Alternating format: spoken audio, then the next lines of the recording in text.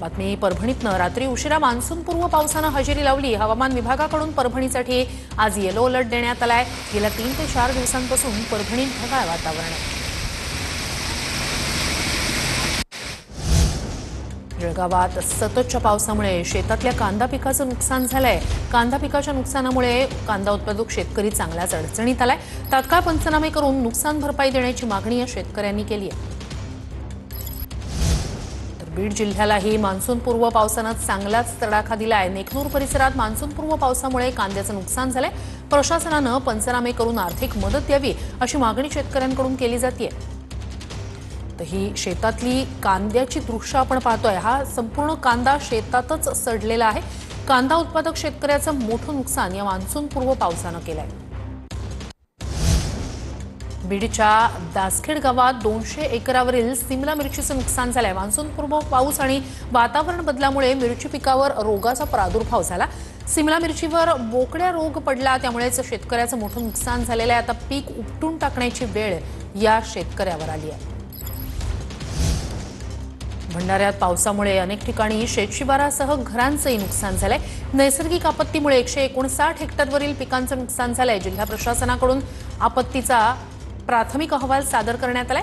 अंदाजे 159.9 हेक्टर क्षेत्रावरील पिकांचं नुकसान झाल्याची माहिती समोर येते। तर बुलढाणा जिल्ह्यात रात्रभर पावसाची संततधार होती। पेरणीपूर्व कामं करण्यास यामुळे शेतकऱ्यांना अडचण येते।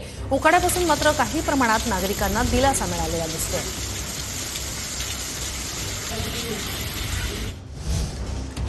वाशिमच्या मालेगाव तालुक्यात मान्सूनपूर्व पावसानं हजेरी लावली आहे। शिरपूर बस स्थानक परिसरातील घरात नाल्याचं पाणी शिरलं। ग्रामपंचायतीनं वेळेवर नाल्यांची सफाई केली नाही असा आरोप स्थानिकांकडून केला जातोय। नाल्यातलं पाणी घरात शिरल्यानं स्थानिकांकडून ग्रामपंचायतीच्या कारभारावरच नाराजी व्यक्त करण्यात आली आहे। नाल्यांची त्वरित सफाई करावी अशी मागणी स्थानिकांकडून केली जाते। दृश्य आपण पाहतोय बसस्थानक परिसरातल्या घरांमध्ये नाल्याचं पाणी शिरलेलं आहे। अनेक दुकानांमध्ये अशा प्रकारे नाल्यांचं पाणी शिरून मोठं नुकसान झालेलं आहे। नाले सफाई व्यवस्थित स्थानिक प्रशासनानं न केल्याचा आरोप स्थानिकांचा आहे।